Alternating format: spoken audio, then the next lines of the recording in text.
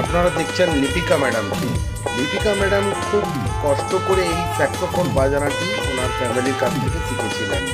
দেখুন, আজকে উনি একজন প্রতিষ্ঠিত স্যাক্সোফোন গায়িকা। তো দেখুন, এবং যথেষ্ট পরিমাণ কষ্ট করে বিভিন্ন স্টেজ প্রোগ্রামে উনি অংশগ্রহণ করেন। তো এবং পপুলারিটিও হয়েছে ওনার।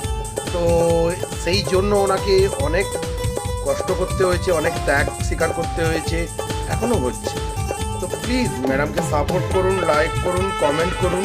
আর যারা আমাদের চ্যানেলে একদম নতুন, তারা অবশ্যই আমাদের চ্যানেলটিকে সাবস্ক্রাইব করুন আর পাশে থাকা বেল আইকনটি অন করে দেবেন, যাতে এই রকম নিত্য নতুন ভিডিও আপনাদের কাছে সবার প্রথম পৌঁছে যেতে পারে। আমাদের সঙ্গে থাকুন, সাপোর্ট করুন আর মিউজিকটি এনজয় করুন।